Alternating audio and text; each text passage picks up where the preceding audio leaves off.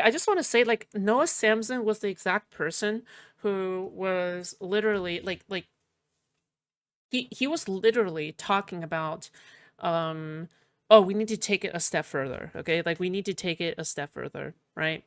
Like, this is the kind of person Noah Samsen is. Like, he's unironically advocating for radical action and vigilantism. So, he literally got what he wanted, right? Okay. $500,000 for Palestinians and Palestinian refugees. It was a charity stream. It was a week long. We had lots of silly challenges and lots of guests. Thank you to everyone who participated and donated. The link will still be open for a few days, and a recap video will be coming out this week. 2 Israeli embassy workers were shot and killed last week outside of a Jewish museum in Washington, D.C. The suspect, 31-year-old Elias Rodriguez, was captured on video yelling "Free, Free Palestine" shortly after being detained. The story received pretty widespread coverage from the media, and the shooting was largely framed as being the product of anti-Semitism. Today I want to look a little bit at this coverage and examine some of the problems with the narratives being made and how those narratives fit more broadly into support for Israel. One thing that'll help that process. I don't like where this is going. Maybe it's just me. No, he didn't, bro. He got arrested for killing 2 Jewish people. Wait, I'm pretty sure they weren't actually working for the embassy, right? Right? Like, I'm pretty sure they were also like, man, I don't know, dude. This is today's video sponsor, Ground News. Ground News is a website that allows you to compare coverage of stories from different media outlets. Nah. You can sort the stories by political leanings of the outlets and apply filters for things like factuality ratings and ownership information. The 2 main stories related to this shooting were covered by nearly No, I'm talking about how Noah reports this. Yeah, but yeah, I know they're Jewish, but like, isn't what he's saying is true, that like there are 2 Israeli embassy workers, or are they not? I'm not entirely sure. Wait, hold on. I want to listen to it again. Rodriguez was captured on video yelling "Free, Free Palestine" shortly after being detained. The story received pretty widespread coverage from the media, and the shooting was largely framed. Thank you to everyone who participated and donated. The link will still be open for a few days, and a recap video will be coming out this week. 2 Israeli embassy workers were shot and killed last week. 2 Israeli embassy workers were already shot and killed last week outside of a Jewish museum in Washington, D.C. The suspect, 31-year-old Elias Rodriguez, was captured on video yelling "Free, Free Palestine" shortly after being detained. The story received pretty widespread coverage from the media, and the shooting.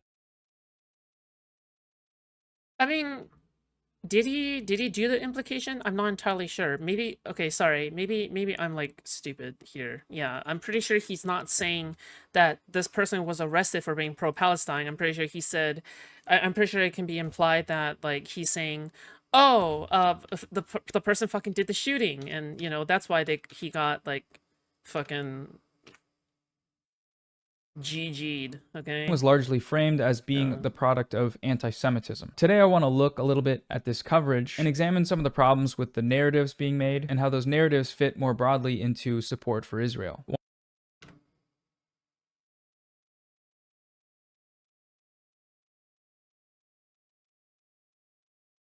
Yep, this is gonna be epic. One thing that'll help that process is today's video sponsor, Ground News. Ground News is a website that allows you to compare coverage of stories from different media outlets. You can sort the stories by political leanings of the outlets and apply filters for things like factuality ratings and ownership information. Who's this idiot? Hardcore Hassan Orbiter. Yeah. The 2 main stories related to this shooting were covered by nearly 1,000 separate outlets. One of these stories, looking at the charging of the suspect with murder of a foreign official, received coverage from nearly 300 outlets. And each one of these 300 can be sorted and categorized using Ground's tools. Ground offers a biased distribution visual for each story and a summary of the main points from each political perspective, as well as a coverage comparison between the outlets. With this story, there isn't really much a divergence. No, but he is placing emphasis on the media coverage supporting Israel rather than the event as unhinged vigilante justice tragedy. Yeah. I think this is what it sounds like. Yeah, I agree. On one of the key points, which is the motives of the shooter. Both sides seem to agree that the attack was motivated by anti-Semitism, and I'm not sure that's the case, and I'll explain why in a moment. Wait, weren't the 2 people targeted because he saw them like exit a Jewish museum or something, and he just assumed that they were like, he didn't even know who these people were, right? Like, to be very clear, to be extremely like fucking like clear on this, right? Like, weren't the two people killed because like he just simply saw them exiting a Jewish related space? And by the way, I'm pretty sure, like, to even say that it's a Jewish embassy, sorry, and it's an Israeli embassy shooting is inaccurate, no? Because I'm pretty sure it was more like Jewish museum shooting rather than Israeli embassy shooting, no? moment. But first, go to ground.news/Noah for access to all these helpful tools and to stay fully informed. Get 40% off with my link for unlimited access to the Vantage plan. Okay, so one thing you may notice about this second story is that the title, which summarizes the coverage, is directly quoting Israel's assertion that the attack was motivated Wait, so is this video just like a sponsorship video? Dude. by anti-Semitism, that this was an anti-Semitic attack. This assertion is being made despite the fact that there is no evidence of any anti-Semitic statements or attitudes from the suspect, and also despite the fact that one of the victims was not Jewish. He was a German-born Christian man who immigrated to Israel. What's also gone largely unreported is Yes, you fucking moron! He shot them because he thought they were Jewish! It shows that he didn't do his fucking research before shooting them! That's literally the entire point. He thought he was Jewish. Why do you think he was shot?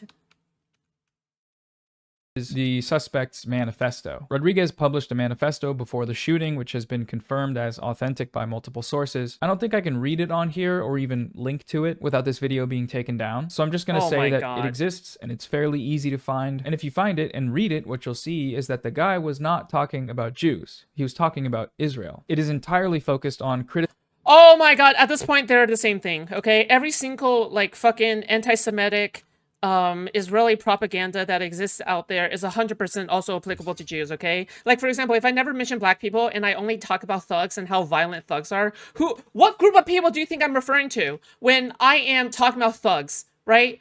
When I'm only talking about low information IQ voters, who do you think I'm talking about, right? Obviously, words have implications. And when you're repeating the same exact points and one word can be substituted for another, yeah, you are being anti-Semitic, actually. Yes. You are. Criticizing Israel and its genocidal actions, as well as anger over its continued support from the West. If this guy's anti-Semitic, why didn't he take the opportunity to be anti-Semitic in a manifesto that he knew a lot of people would end up reading? The ideological dynamic from Rodriguez has remained consistent from other sources. Yesterday, messages from a group chat he was a part of leaked online. His friends and other members of the group chat testified that while he had plenty to say about Israel, they had never heard him say anything anti-Semitic. Unequivocally, no, a woman who knew Rodriguez told me when I asked if he ever made anti-Semitic remarks. Bro, what the... Bro. Yeah, no shit. Okay? No shit. Like, what the fuck were you expecting? Like, actual, like referencing of Jews? Or do you think it's all going to be, like, masked shit? Like, 100%. It's still anti-Semitic because you're not really understanding the plight of the Jewish people when you're committing these actions or doing any of the things you're talking about. It's just stupid. Everything I know about Elias leads me to believe he acted in protest of the Israeli state and Zionist ideology, not Judaism. He never ever said anything remotely racist about Jews or anyone, said another woman who knew him, not even in a joking way. I would... Okay, like, I'm just gonna say this right now. Noah Samsen is literally doing apologia. Like, he's doing shooter apologia. He's unironically doing shooter apologia. This is insane. Like, this is actually nuts. Like, he is unironically doing, like, oh, well, you know, he did this for Israel. I'm sorry. Did shooting these two fucking people help the cause? Did it actually, like, no, seriously. Let's ask the question here. Did it actually help the cause or did it not help the cause? Yes or no? This is a yes or no question. Okay, did it help the cause or did it not help the cause? It didn't, it fucking did not help the cause. It probably made everything worse, okay? So, yeah, you know what? It doesn't, I'm sorry, what Palestinians, like, which Palestinians are you, like, sparing by making, like, a video like this, or by killing two other people who are like that? Like, I'm sorry, like, who exactly are you sparing? Right? Like, fuck. What's the like-dislike ratio of that? I have no idea. Doesn't really matter to me. Of course, the shooter's friends don't find him anti-Semitic. They're probably anti-Semitic too. Yeah, Have fuck. sussed it out too, said the woman who identified as half Jewish. True. People can pick up on stuff like that. At one point, a chat member wrote, "I'm almost surprised you're not anti-Semitic, Elias. It usually goes hand in hand with the whole Stalin did nothing wrong mantra," alluding to Rodriguez's support for old school communism. Wait. Wait, this guy is also pro-Stalin? Dude. No fuck. Dude. Oh my god. Wait, so this guy was pro-Stalin. Wait, so he was like pro-Stalin in the group chat, right? Isn't this what the implication is? The implication is that he was like pro-Stalin.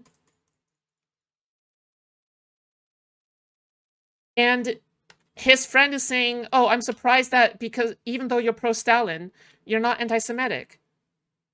Right? Like, isn't that what his friend is saying? And Rodriguez wrote Hello? back, "One of the biggest things that Stalin didn't do wrong was ending the most anti-Semitic regime ever yet known to man. Despite the Bitch! Dude! I'm pretty sure that USSR was known to be anti-Semitic as fuck! Okay, hold on. Fuck me, dude. Hold on. Hold on.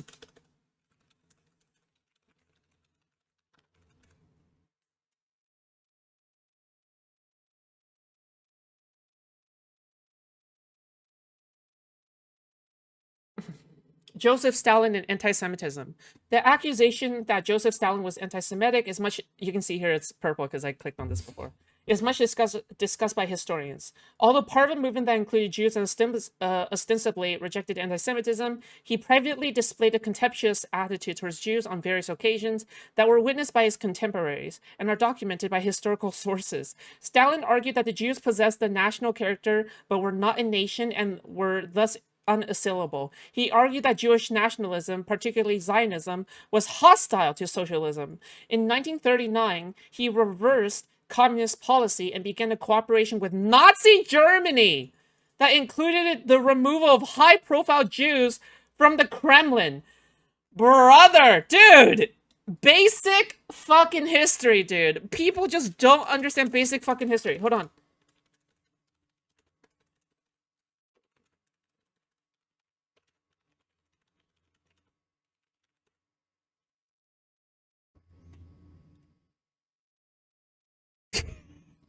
Wait, this is gonna make the tankies upset, okay? The state of Israel is represented in the Russian Federation through an embassy in Moscow and a consulate general in St. Petersburg. Russia is represented in Israel through an embassy in Tel Aviv and a consulate in Haifa. Russia is a member of the Quartet on the Middle East. For many years, Israel was a haven for Russian Jews. Okay? If we go down all the way to, I'm pretty sure the USSR recognized, hold on.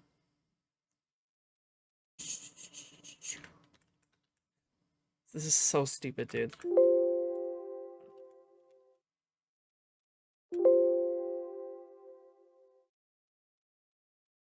Hello?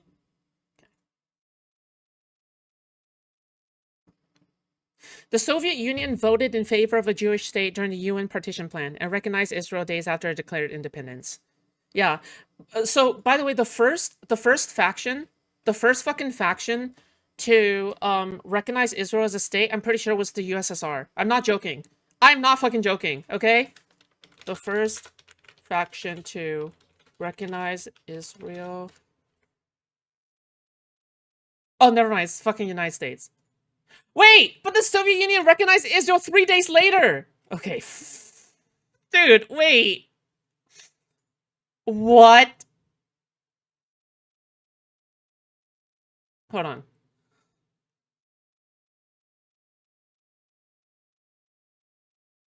Okay, you guys do not know the facts, okay? The facts are insane, okay? The facts are insane, all right? The actual facts of like the regimes that they support are insane, okay? The United States was the first country to recognize Israel as an independent state on May 14, 1948, when President Harry Truman issued a statement of recognition following Israel's proclamation of independence on the same date. Diplomatic relations were established with U.S. ambassador. Okay, don't care. Okay, all right, where's the USSR?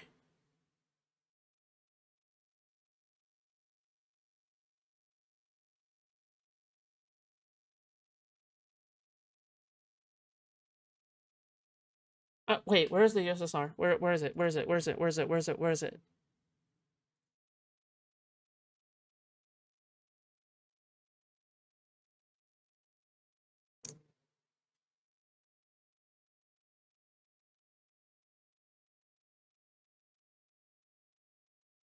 Oh, right. Okay.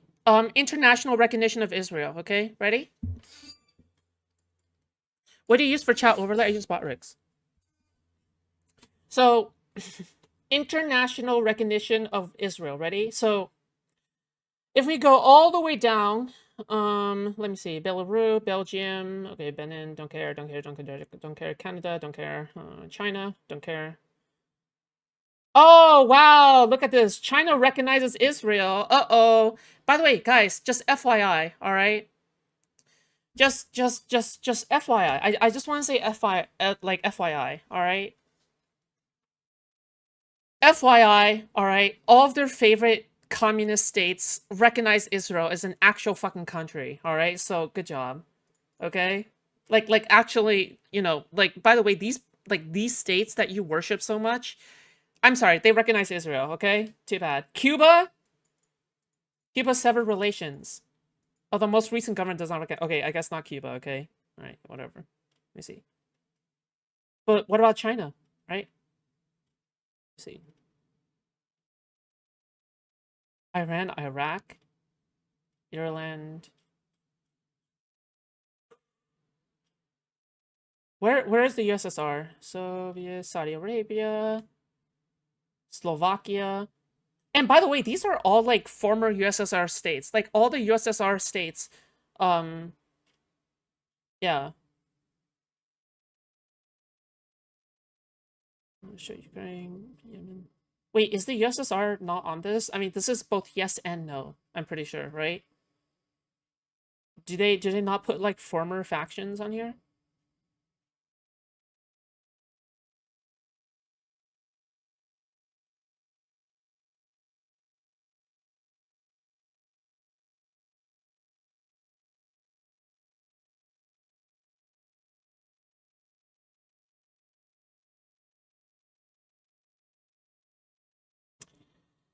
Oh no! Okay, here we go. Ready? Here we go. Here we go. Here we go. Here we go.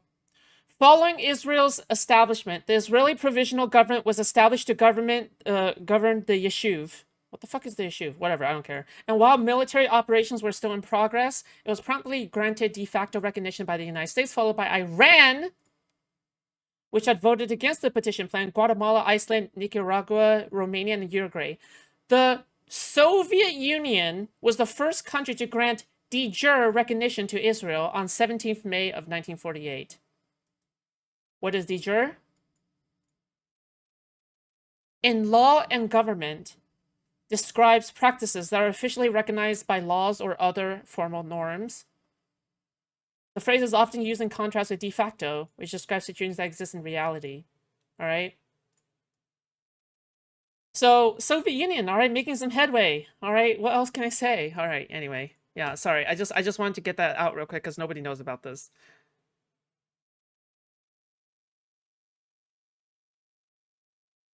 Okay. The Ruskies then supported the Arabs after a certain point into the Cold War. I didn't know that. Let's see. The USSR helped invade Hitler. Yeah, but you have to keep in mind that the USSR literally tried to ally themselves with Hitler first. Okay? Like they did it before the whole like anti-Hitler shit went down. Like the war on two fronts, right? Like you have to keep in mind that first an alliance tried to form, but then, it just didn't go anywhere. But like, by the way, yeah, like fascism helps fascism. Lack of Yes. any Wow. anti-Semitic statements, and despite the evidence that Israel's genocidal actions seem to be at the forefront of this person's mind, this anti-Semitism narrative stuck in the media, as we saw before, and also by various political figures. Donald Trump immediately called the attack anti-Semitic. Plenty of other U.S. officials did the same. It elicited some truly vile racist responses in the name of Jews, like Congressman Randy Fine going on national TV to say that the Palestinian cause is an evil one. The fact of the matter is, the Palestinian cause is an evil one. Or like Benjamin Netanyahu claiming that Free Palestine is the new Heil Hitler. Free Palestine is just today's version of Heil Hitler. The alleged shooter's manifesto received almost no coverage, and when Okay, they're morons, okay? Listen, this is why we don't support these people, okay? But, like, I guess the difference between me, right? The difference between us and these people and anybody like Noah Samsen is that at least we're willing to denounce our own side, right? Like, at least we're willing to denounce people who are way too pro-Israel, right? Like 100% there are people who are too like way too much like pro-Israel and are like settlers and shit, right? Like Netanyahu. But the thing is like these lefties, they'll never denounce their own side.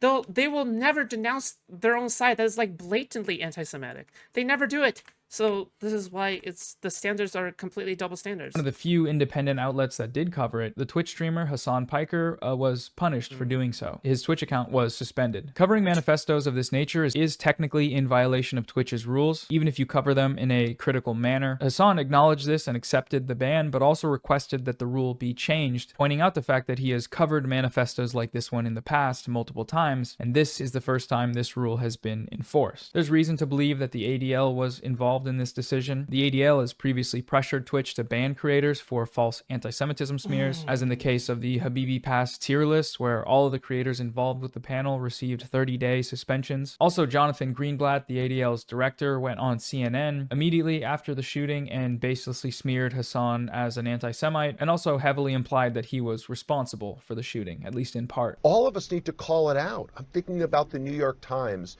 doing a gauzy profile a few weeks ago of this gamer, Hassan Piker, who regularly employs awful genocidal rhetoric against Jewish people in the Jewish state. Like, extremists should not be empowered. People who spout prejudice should not be. He's speaking nothing but facts, okay? Hassan is a radical extremist and he shouldn't be in power. All right, he has a following of dangerous growing radicals that are completely justifying themselves in committing atrocities. And it's disgusting, right? Like it's really as simple as that. And yeah, I mean, fuck. Platformed. This is a moment when we need to look ourselves in the mirror and say, we've got to stop this because the consequences are deadly. It is imperative that we are able to cover things like this manifesto on Twitch and on YouTube and everywhere for that matter, for basic reasons like journalistic freedom of speech, obviously, but also because, you know, look what's happened. There's a widespread dissemination of misinformation about the shooter's motives, and that's been enabled by a lack of coverage of what this person actually said. And as much as Israel and its propagandists might not like to hear it, the only material tie that exists between the suspect and the shooting victims is Israel. Israel is committing a genocide of the Palestinian people of Gaza. The suspect made numerous statements strongly opposing the genocide, and the people who got killed worked for the Israeli embassy. It's not commentary on the morality of or a justification.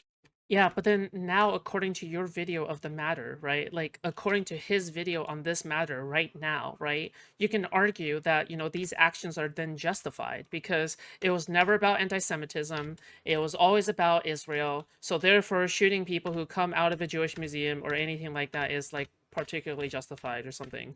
Like, as long as you assume, like this guy didn't even do his research, right? Like, as long as you assume somebody is like pro-Israel, you can just shoot them, right? Me, you, anybody else, right? Like, fuck.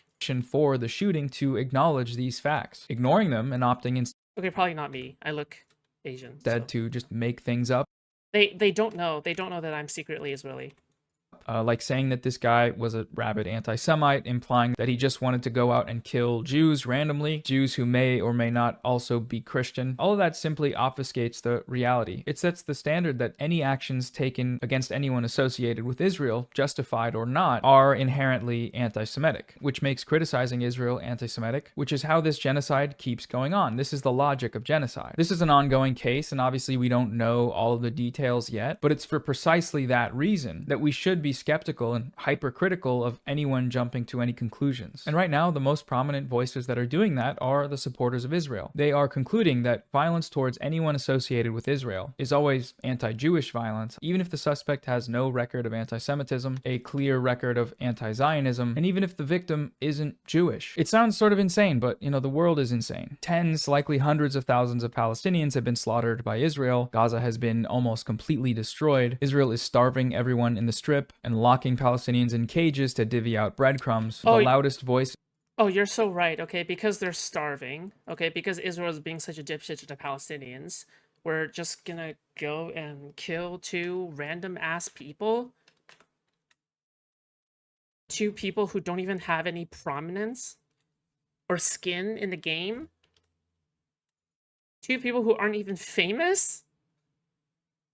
Like, do you even hear yourself? Like, do you even... They have nothing. They're probably not even IDF soldiers. Like, what the fuck?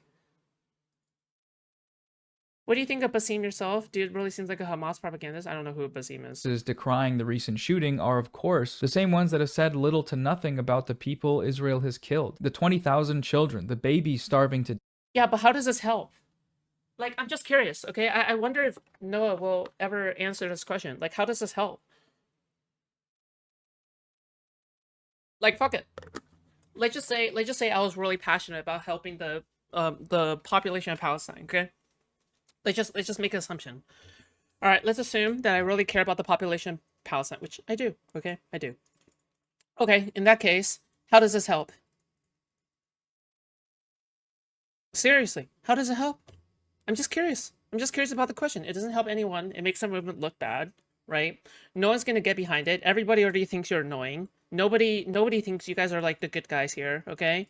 You guys are just like straight up villains, and you guys are proving yourselves as such, right? The reality of the situation is that it doesn't help, okay? The reality of the situation is that nothing's gonna get better, okay? The reason nothing's gonna get better because you didn't convince people to vote for Kamala Harris, all right? And Kamala Harris would have had a way better hand in helping in helping Israel than killing people. I'm sorry, helping Palestine than killing people, all right? And by the way, if anything, okay, this is what Netanyahu wants, all right? He wants violence. He wants pain. He wants suffering, all right? Because it then justifies any kind of action that he takes in the name of Jewish people in regards to ethnically cleansing Gaza, all right? So the thing is you're not doing anything to help. You're like, all these people are like pro Likud plants, all right? Like, yeah. death. Even going off of conservative estimates of the death toll, in order for the media coverage to be proportional. By the way, I just want to say, like, this is actually disgusting rhetoric, okay? I don't ever want to be friends with a person. I don't ever want to be friends with a person who right after a fucking shooting, they will say how this is just this is like resistance, or this is anything like that, okay? Like, this is actually like really disgusting rhetoric. Like, fuck this guy. There would have to be tens of millions of news stories, but that hasn't happened, and that's just something to think about anytime you see backlash over this sort of violence. And like this is literally Nazi apologia, or it doesn't have to be Nazi apologia, but like saying this is the same thing that a lot of like NRA people do, or a lot of like far-right conservatives do whenever a shooting happens and they feel justified in defending their guns, or saying that, oh, you know, society is on the brink of collapse, all of us are dying, there's a white genocide that's going on, so therefore it's justified in committing a mass shooting, okay? Hassan actually used the word genuine to describe the shooter. It wasn't even just that. One of Hassan's first descriptors for the shooter is genuine. Like, it isn't just a descriptor. It's one of his first descriptors for the person, right? The first time that he ever mentions the person, all right, one of the first words that he used to describe this person was genuine. anyways, that's it for the video. Thanks for watching. I got a video recap of the charity stream coming out really soon, so hope you enjoy that. Okay, bye. Trash video. Trash video. Oh, content creator trash video. Okay.